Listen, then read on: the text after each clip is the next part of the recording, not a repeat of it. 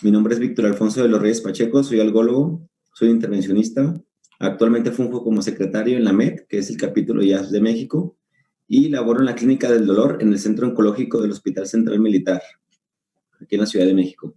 El tema que vamos a desarrollar y de cual hice una revisión bibliográfica es el uso de cannabinoides medicinal en dolor neuropático y dolor oncológico. Agradecerle al grupo OICAN México, a la doctora Gómez y a la doctora Mezcua por la invitación. Los cannabinoides y sus derivados, bueno, el cannabis fue la primera planta que el hombre empezó a trabajar, a cosecharla.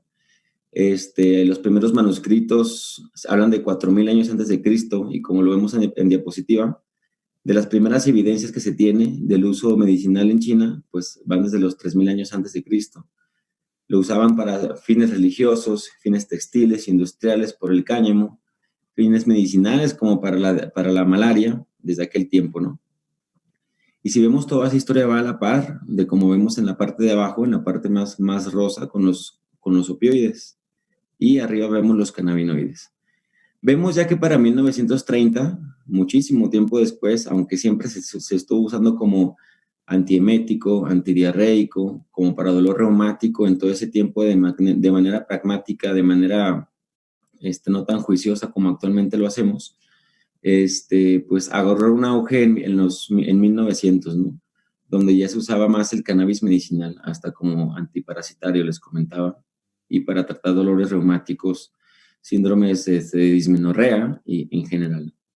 En el 64 se identificó que el 9-THC es una sustancia psicoactiva, ¿no? Y con todo lo que conlleva que sea una sustancia psicoactiva. De la farmacología del mismo se empezaron a conocer los primeros receptores CB1 en el 88, ya para los 93 CB2, y pues ya se sabe desde hace como 3 a 5 años o más, un poquito más, del CB3, ¿no? El PR55. Y pues es como hemos conocido, es un poco atravesar de lo que se ha utilizado la molécula, la sustancia de cannabis en dolor desde 3.000 años antes de Cristo, ¿no? Para dolor crónico, empíricamente. Les comenté que hay que repuntar para dolores reumáticos, ellos lo usaban, y para dismenorrea, en el contexto meramente de dolor. Según un reporte que mandó la Asociación Mundial de la Salud, la OMS, en el reporte mundial de drogas de este año, 2020, mandó 5 papers. Aquí les estoy presentando el 2 en la parte superior. El 2 nos habla del consumo de drogas, y pues nos habla de que el cannabis es la droga más consumida, según esta organización, sí, con un aproximado de 192 millones de usuarios, que corresponden casi al 6% de la población. Si vemos acá, aquí están los 192 millones representados de cannabis, y posteriormente sigue opioides, ¿no? Después las anfetaminas, éxtasis y cocaína. En la tabla de abajo vemos que Israel es el país más consumidor, después de Estados Unidos, Chile, Canadá, Nigeria, por destacar solo algunos. De todo este porcentaje, el 90.2% lo usan de manera lúdica o recreativa, el 6.2% es para uso médico, estrictamente, y el 3.6% de manera mixta. Y aquí nada más les represento con números, o ya fue en gráfica, en números, que el país que más consume pues es América, ¿no? Y por mucho, Norteamérica. Entonces es el más consumidor de todo el mundo. Hay otros papers como el número 1, que está en color azul, en la parte de la izquierda de su pantalla, el cual nos habla de cannabis en tiempos de la pandemia de SARS-CoV-2. Sigue siendo la droga más consumida, tanto para ansiedad y como para depresión, por uso meramente lúdico. La población target es de 15 a 64 años de edad, según el reporte de la OMS. Y aquí nos habla de que 58 millones consumen opioides, que representa la segunda sustancia más consumida. Pero, ¿cuál es la desventaja del opioide versus el cannabinoide? Al no tener receptores en el tallo, los cannabinoides, CB1, CB2, opioide se actúa ahí, pues hay más mortalidad porque hay depresión respiratoria y más efectos cardiovasculares, cosa que no tiene el cannabis, que lo da un perfil de seguridad más beneficioso, por decirlo de alguna manera. El paper número 3 nos habla de la producción de la misma, y vemos que también cannabis produce alrededor de 5.610 toneladas, lo que se sabe, lo reportado por la OMS en el mundo. Y vienen otras drogas a continuación. Entrando un poco ya en el tema de cannabinoides y el control nociceptivo, de por qué nos ayuda el cannabis, por qué disminuye el impulso nociceptivo. Bueno, porque nos actúa desde lo que es la transducción en la señal del dolor y en las 4 fases de la nocicepción y a nivel de la percepción, ¿no? Esto se explica por los receptores que vemos en esta parte, la primera imagen que señalo acá, a un lado del cuerpo humano. Los CB1 y CB2, CB1, que es el que más participa en esta actividad nociceptiva, a nivel tanto espinal, en la columna vertebral, y a nivel supraespinal, a nivel encefálico, pues es lo que nos da la neuromodulación del dolor, ¿no? O lo que nos da la antinocicepción. Hay que recordar que los CB1, solo para recordar, son estructuras con 7 dominios transmembrana acoplados, o son como un prototipo de proteína G, con 3 loops intracelulares, 3 loops extracelulares y las colas terminales, ¿no? Una intra y otra extracelular. Y en el cuerpo vemos que en toda la economía pues hay receptores CB1 y CB2. Quiero destacar principalmente los que están en color verde, que son los CB1, y color naranjita y azul, los CB2, ¿no? Todo esto ha sido comprobado en modelos, como ya sabemos, in vitro, experimentales, en ratones principalmente, a los cuales se les da un estímulo doloroso continuo, pero también se les administra sustancias derivadas de cannabis en la sustancia gris praderia conductal, en la parte ventromedial también del tálamo, y pues los test de dolor bajan, o los test electrocardiográficos bajan, ¿no? En cuanto a dolor. Por eso es que sabemos que tiene algo de, si bien la evidencia, como lo vamos a ver, no le podemos dar un nivel de evidencia, un grado de recomendación actual a la terapia canábica, sí se ve que es muy prometedora, y pues ahorita que veamos las guías vamos a ver qué tanto nos puede servir o qué tanto alcance tiene la terapia canábica para el control del dolor en estos 2 modelos que estoy hablando. También nos funciona como modulador del dolor, por eso les decía que aquí participaba lo que es en cuanto a la transducción del dolor y la modulación del mismo en el ganglio de la raíz dorsal, en la médula espinal, en cada uno de los niveles vertebrales. ¿Por qué? Porque aquí hay CB1 y CB2. Más, ahorita que hablemos de dolor neuropático, les voy a hablar sobre cómo actúa exactamente el cannabis a nivel del ganglio de la raíz dorsal. ¿Qué características tiene la analgesia cannabinoide? Bueno, sabemos que hay un sistema opioide endógeno, ¿no? Pero también hay un sistema cannabinoide endógeno, del cual conocemos más el sistema opioide, ¿no? Al hablar del sistema cannabinoide endógeno, pues es hablar de algo muy extenso, algo que estamos aprendiendo a usarlo para beneficio de nuestros pacientes. Por eso el primer punto es que la analgesia es similar a la de los opioides. Cuando hay un estímulo doloroso, tenemos opioides endógenos que se secretan y pues nos ayudan a aliviar el dolor. Pero también hay opioides sintéticos, que son los que nos tomamos, ¿no? Y pues aumentamos más la antinocicepción. Por su parte, en los cannabis, pues también hay un sistema cannabinoide endógeno. De hecho, se habla en el dolor nociplástico, que acaba de cambiar la clasificación de la Internacional de Enfermedades en mayo del 19, como por ejemplo modelos de dolor como fibromialgia, dismenorrea, y otras entidades patológicas que son dolorosas crónicas, es porque el sistema cannabinoide endógeno está depletado. Es aquí donde administramos cannabinoides exógenos, sintéticos, y pues el dolor disminuye, ¿no? Y es aquí como contribuye. Digamos que es el candidato ideal, el paciente que tiene depresión del sistema cannabinoide endógeno, y se ha visto por estudios en líquido cefalorraquídeo que tienen depresión del mismo.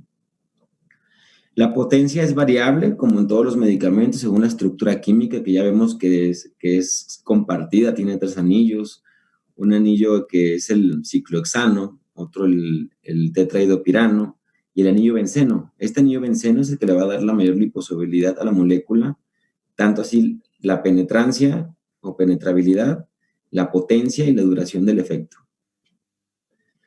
Mejor alivio de dolor en tejido lesionado que en sano.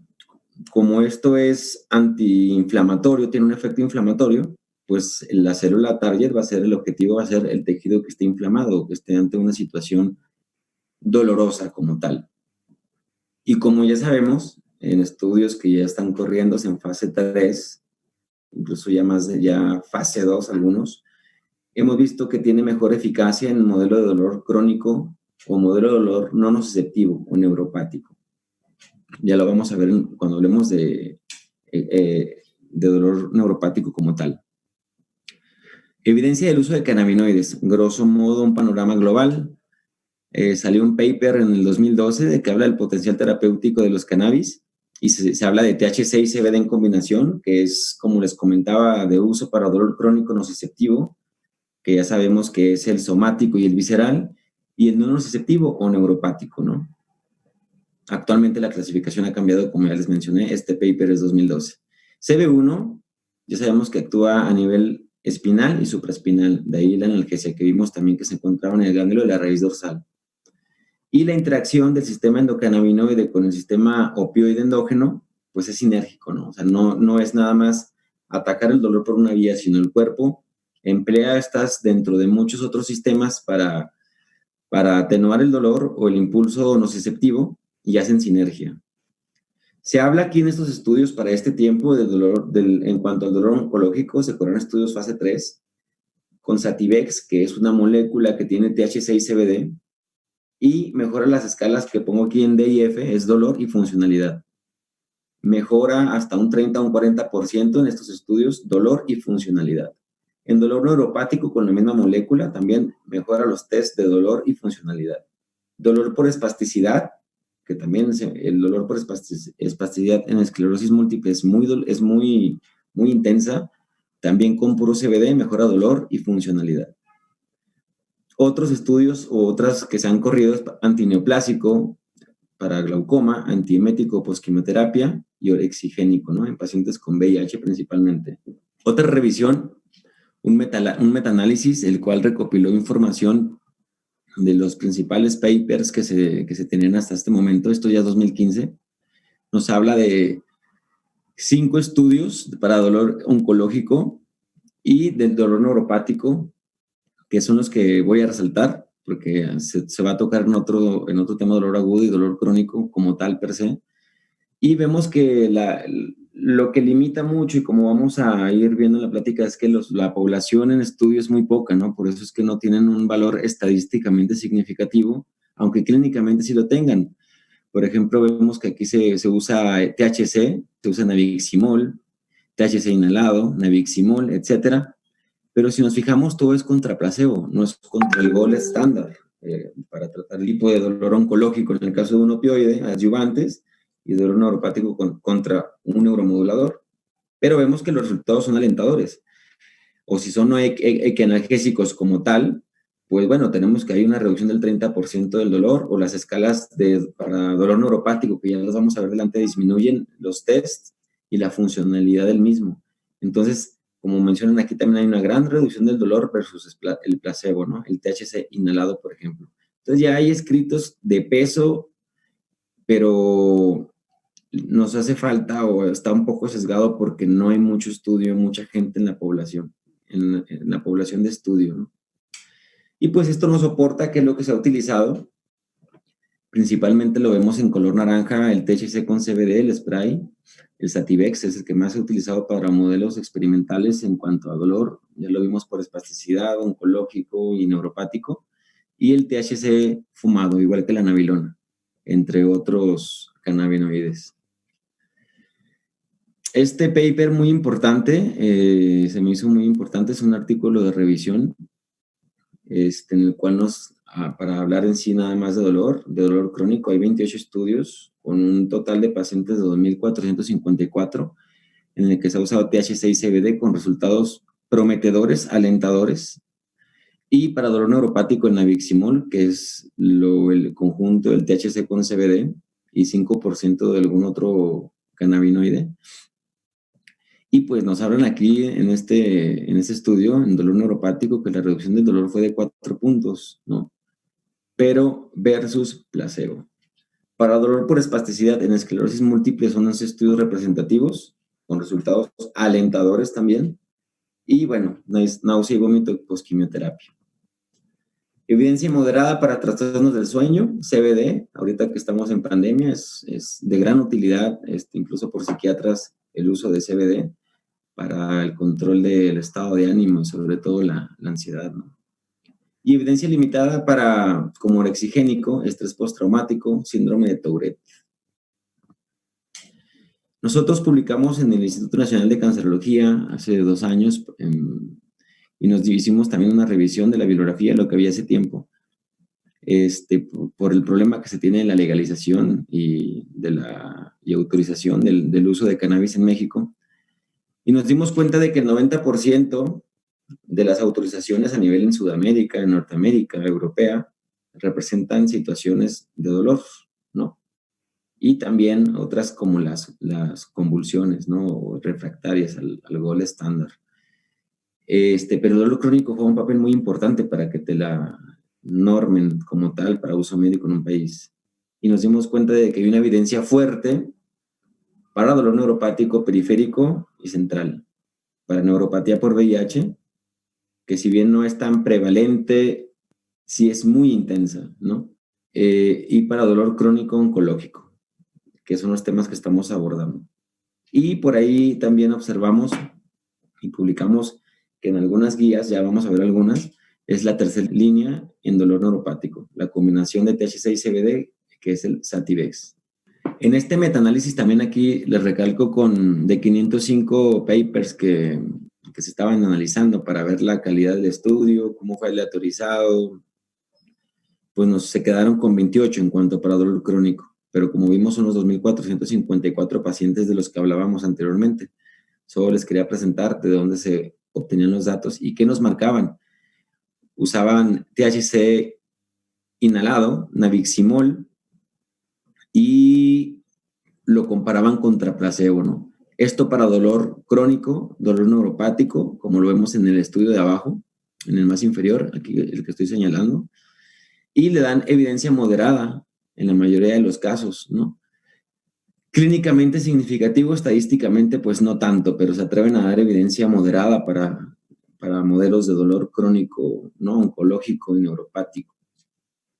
En la parte inferior vemos una gráfica de dispersión donde vemos que es a favor de placebo, a favor de cannabis, y vemos que obviamente pues todo se desplaza, o la tendencia con un OR de 95% de índice de confiabilidad, todo se desplaza hacia favor de cannabis. Vamos a hablar un poco ahora de lo que es el dolor neuropático.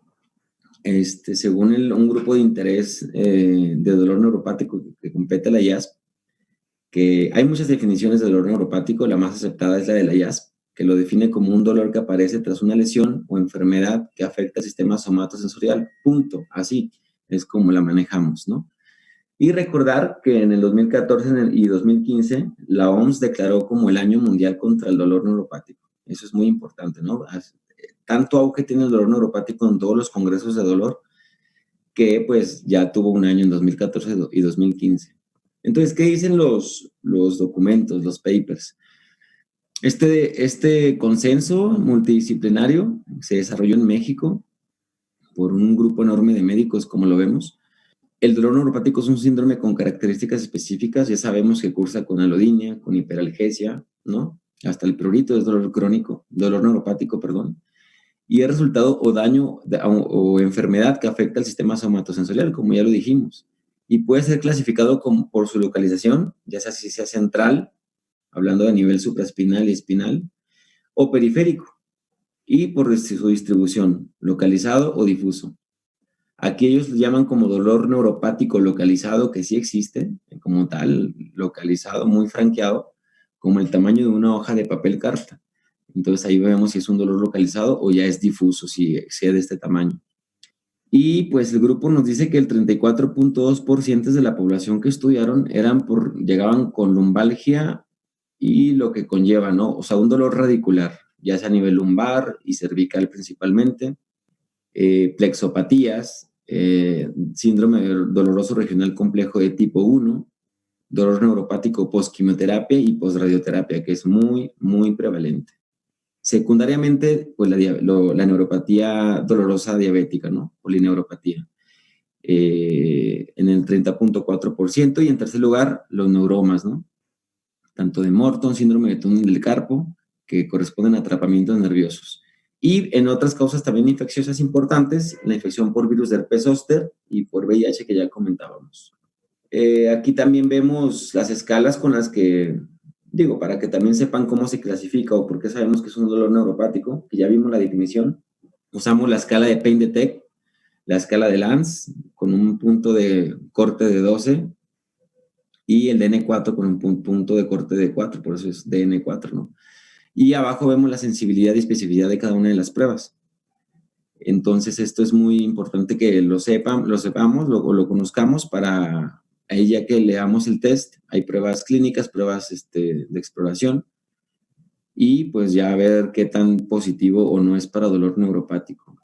¿Qué dicen los consensos? Hay un metaanálisis que estudia lo que dice la IAS, un consenso español, 2009, la Asociación Europea, las guías británicas, el grupo de NeoPsych de la IAS, y pues ya sabemos el dolor neuropático, cómo manejarlo, ¿no?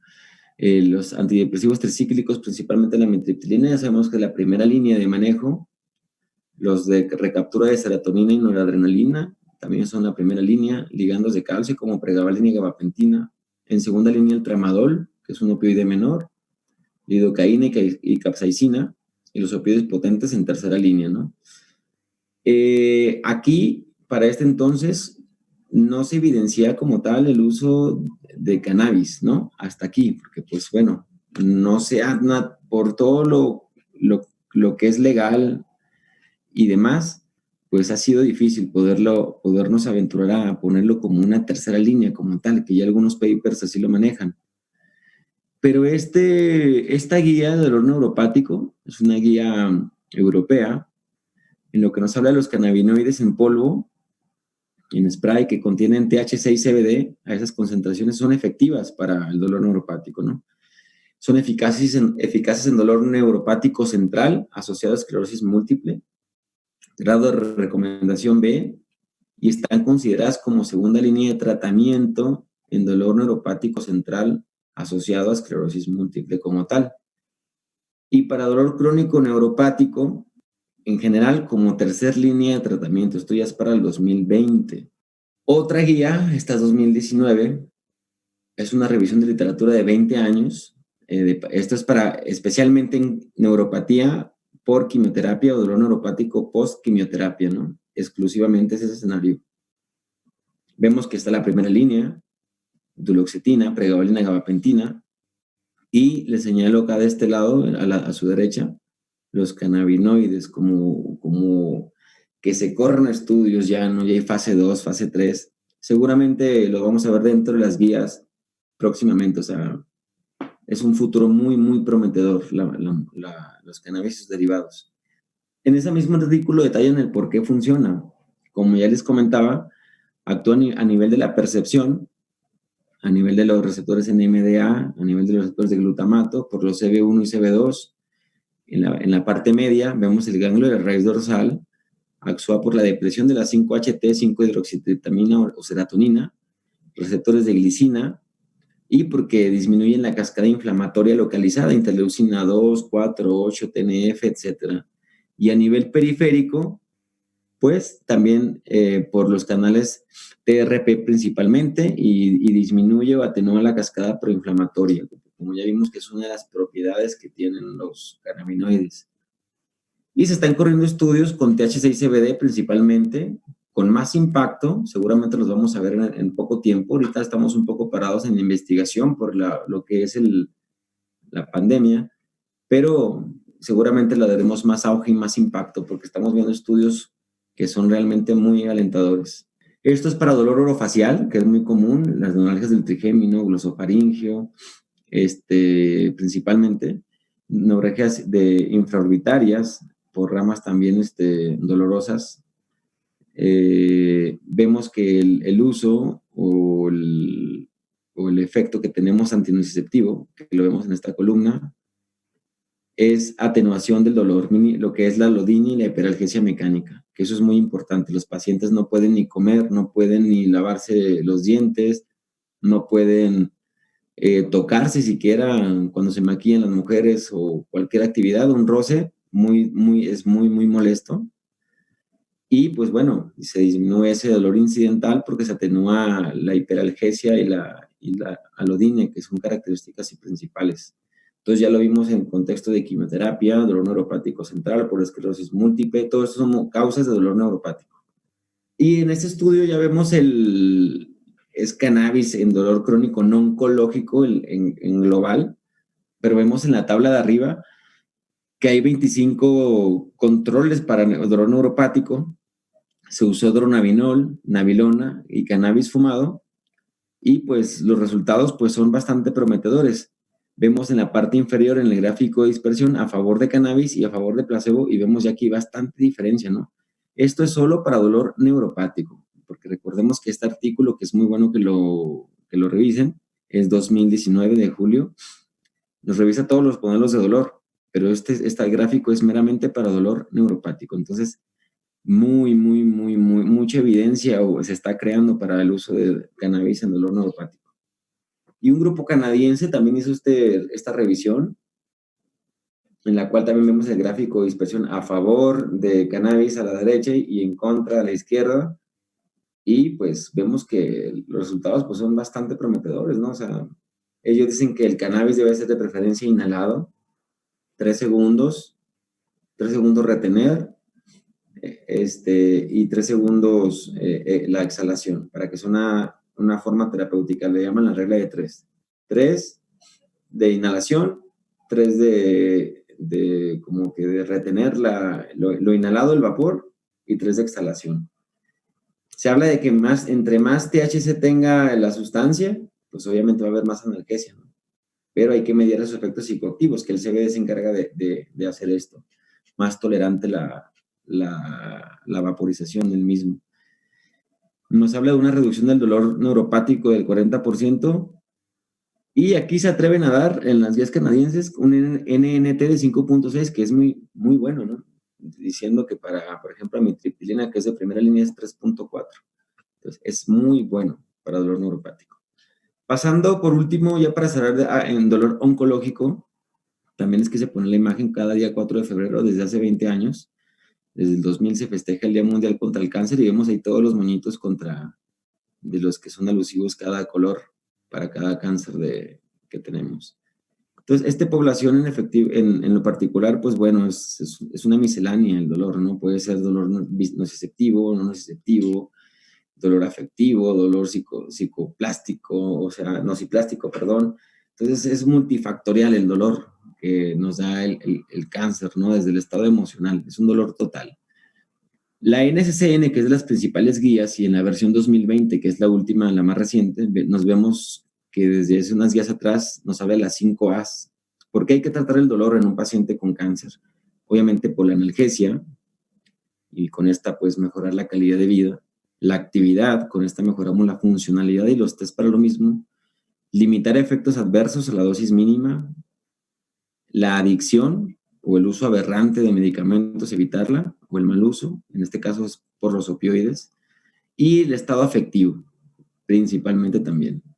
¿Cuáles son los principios básicos para el manejo del dolor oncológico? Como ya vemos, la escalera analgésica de la OMS, que fue diseñada y publicada en la revista Pain, la vemos en el lado de la derecha de su pantalla, pues vemos ahí varios arsenales para el dolor, ¿no? Para tratar el dolor. Tratamos de incluir un poco ya los cannabinoides en esto, para el tratamiento del dolor, desde el primer escalón hasta el cuarto, ¿no? Como coadyuvante a lo que ya sabemos que es el gold estándar. Entonces, un buen uso de la escalera de la OMS, según la literatura, va desde un control del dolor desde el 60% hasta el 90% por un experto y bien aplicada la terapia, ¿no? De acuerdo a la escala análoga para el control del dolor. Hay que administrar los medicamentos a horas fijas, por horario, no a demanda, como muchas veces se hace. Tengo dolor, tomo medicamento, no es a demanda, hasta que se llegue a controlar y ya se haya neuromodulado ese dolor y toda la plasticidad cerebral se haya manejado. Y las crisis de dolor requieren dosis de rescate siempre, ¿no? Aparte de las dosis fijas que tenemos, siempre va a haber un dolor irruptivo en este caso, hay que dar, o incidental también, entonces hay que dar un medicamento de rescate. Este metaanálisis es muy importante porque nos habla de la prevalencia del dolor por cáncer, es una revisión de la bibliografía muy extensa, un segundo consenso que nos habla de que en una enfermedad avanzada hasta un 66.4% tiene dolor. La intensidad, conforme más vaya avanzando o progresando la enfermedad, es más intenso, ¿no? De moderado a intenso. ¿Qué agravantes de dolor tenemos? El cáncer de cabeza y cuello es muy doloroso, cáncer de pulmón de mama es muy doloroso, mama y gastrointestinales.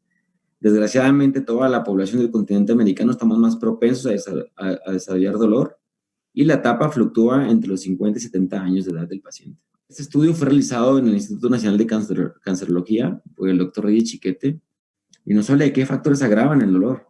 Ya lo dije, la localización, y los tengo señalados aquí con flechas rojas. Cabeza y cuello, estómago, pulmón, mama, el estadio de la enfermedad avanzada obviamente, y si hay metástasis, pues agrava el dolor. ¿Y qué compromete al dolor oncológico? El 70% el cáncer per se, en la gráfica de la derecha, 20% el dolor asociado a procedimientos diagnósticos o terapéuticos, y en un 10% síndromes paraneoplásicos, enfermedades asociadas o concomitantes al cáncer, ¿no? Entonces, ya sabiendo esto y teniendo como gráfica esta los principales síntomas que nos da el cáncer, que siempre lo va a liderar la fatiga, el cansancio, el dolor es muy importante y está en segundo plano, ¿no? Y conforme avanza la enfermedad va tomando más importancia. Este artículo de revisión 2020 también nos habla de la evidencia anecdótica en 40 años, estudios observando pacientes que se le daba cannabinoides, con el comportamiento de los mismos, pues nos habla de resultados también alentadores, ¿no? Y que tienen un gran potencial para controlar el dolor en este tipo de poblaciones. Como nos dice aquí en la diapositiva, el manejo insuficiente del dolor crónico y neuropático, o cualquier modelo de dolor que esté dentro del cáncer, en cuanto está la progresión de la enfermedad, afecta la calidad de vida, los test de calidad de vida, los test de funcionalidad, etc. A veces los pacientes no responden a las terapias estándar de oro, como opioides, coadyuvantes, antiinflamatorios, cuando hay que darle sus pulsos de antiinflamatorios, y pues se necesitan otras opciones, ya sea intervencionismo, que también hacemos eso nosotros, o terapias alternativas, que como les voy a contar en el caso clínico, son una buena opción para o ir disminuyendo opioides y coadyuvantes y todos los efectos secundarios que van de la mano, o bien para adyuvar en el tratamiento del dolor. Los estudios en el cáncer se han realizado, como lo comenté, con THC y CBD principalmente. Se han utilizado gradaciones de THC desde 2.7 hasta 43.2 miligramos por día de THC. Siempre lo hemos dicho, hay que empezar bajo y escalar bajo. Se prefiere empezar con 5 miligramos por día y así dosis respuesta hasta que tengamos la respuesta terapéutica adecuada. Y de CBD, de 0 a 40 miligramos también. Tan amplio el espectro del manejo. Y bueno, ¿qué nos dice este artículo? Que hay evidencia que sugiere que el cannabis medicinal reduce el dolor crónico y o neuropático en pacientes con cáncer avanzado. Sin embargo, para que sean estudios estadísticamente significativos, hace falta que sean poblaciones más grandes para poderle dar un peso estadístico, una calificación de Haddad en la escala de Haddad buena, para que sea un estudio bien aleatorizado. Les comentaba que en dolor oncológico, aquí hay estudios desde 1975, como les comentaba, hasta el 2014, son casi 40 años de experiencia. Ahorita tengo un estudio de 2017 que ya refiere a nuevos artículos. Y pues nos vemos que con P's estadísticamente significativas, todos, eso nos habla de un índice de confiabilidad adecuado. Vemos que el THC fumado, vemos que la nabiximol, dosis bajas de nabiximol, que los tengo en azul, y vemos acá el resultado, pues tienen un alivio importante para el dolor comparado contra el placebo, ¿no? Y a dosis no tan altas. Entonces, pues ahí vamos desde el 75 conociendo el comportamiento de los cannabinoides en el tratamiento del dolor crónico oncológico. También lo que nos limita mucho a esto, pues es la duración de los estudios, ¿no? Hasta 5 semanas acá, porque pues en estadios terminales son muy avanzados, cuando no damos la terapia al inicio de la enfermedad, pues es muy tarde a veces para el paciente. Esta es la continuación del artículo anterior que les mostré. Aquí vemos información desde el 75 al 2014. Acá ya vemos artículos más nuevos, 2017, y los más representativos anterior, vemos 2018 también. Vemos a Fallon, Johnson, Lichtman, Portenoy principalmente, que nos habla del uso de THC con CBD, ¿no? Si vemos la población, es pues ya algo representativa. Las semanas, hasta 5 semanas el punto de corte o de seguimiento para los pacientes, pero vemos que los resultados son muy prometedores. Acá vemos que tenemos los primary outcomes, que ellos contaban como reducción del dolor del 50% o mayor, ¿no? Si bien es cierto que clínicamente sí era significativo, estadísticamente no, tenemos una P de 0.82, por eso la pongo en azul. Pero, por ejemplo, la impresión del paciente en cuanto a la percepción del dolor, pues era muy significativa, de un 0.04, con una P de 0.04. Al igual que no hubo destete o no hubo abandono por efectos adversos de la misma con P's estadísticamente significativas. Esto es lo que quise recalcar. Vemos aquí también que no hubo desórdenes en el sistema nervioso, ¿no? Que eso es muy importante, muy importante. Bueno, ahora sí, ya para concluir, ¿por qué la carencia de la evidencia? Ya vimos, ¿no?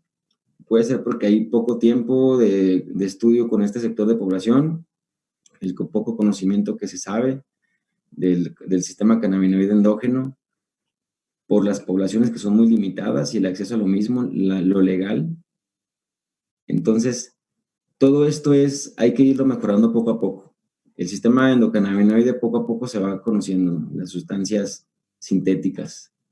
El acceso va haciendo cada vez más, va habiendo más acceso porque mientras más sigamos investigando e innovando en los tratamientos de dolor o algunos otros en otras áreas, como para convulsiones refractarias, para espasticidad, para quimioterapia, para orexigénico, náusea y vómito post-quimioterapia, cada quien en su trinchera. Mientras más sigamos presentando documentos de peso estadístico y clínico, se va a ir abriendo más el campo legalmente hablando. Obviamente también hay mucho problema en la estandarización de los productos y dosis, porque hay muchos pacientes que utilizan medicamentos artesanales, que pues la dosis son, sabrá Dios, ¿verdad? O sea, tendrá tanto, y no se ha logrado estandarizar. Sí se me quita, pero ¿qué tiene, qué tanto, qué proporción tiene de cada uno de los preparados? Actualmente podemos usar CBD, CBG, THC, ¿no? Principalmente, entonces vemos que pues hay que normar también esto, ¿no? Y sobre todo, al igual que pasa con los opioides, la cabinofobia, ¿no? El estigma social que tiene este tipo de sustancias. Conclusión, que ya después de revisar todo esto, ¿qué dicen los ensayos clínicos? Hay muy poca información acerca de dosis terapéuticas. Se sabe la dosis de inicio, por ejemplo, para CBD de 5 miligramos, como les he venido repitiendo, y escalar bajo, ¿no? Con el menos THC que se pueda. El THC tiene efectos psicoactivos que el CBD no, entonces ahí se van mediando, hay que hacer ese equilibrio. La dosis es variable por tipo de población, la dosis única no es efectiva, hay que dar dosis a cierto periodo de tiempo, una buena posología y las dosis de rescate también. El CBD no es psicoactivo, ya lo hemos recalcado miles de veces. Sí mejora el insomnio, con él la calidad de vida. El CBD mejora el estado eufórico y la tolerabilidad del THC, como ya lo venía mencionando. Y para dolor neuropático es una tercera línea de tratamiento. Hay que hacer más estudios para darle más peso. Seguramente va a ser una buena tercera, segunda línea de tratamiento en años venideros, ¿no? Y cierro con que la evidencia es moderada, fuerte para modelos de dolor crónico oncológico y neuropático. Esto es la evidencia y grados de recomendación, pero falta que los estudios sean estadísticamente significativos, poblaciones más grandes, para poder otorgar un peso mayor a la terapia canábica en dolor neuropático, que ya vemos que tiene bastante evidencia, y en dolor oncológico, que la estamos creando. Eso es todo de mi parte. Ahí les dejo mi contacto por alguna duda, pregunta o comentario, mi correo electrónico y mis redes para resolverlas y estamos a la orden. Muchas gracias y que tengan buen día. Saludos.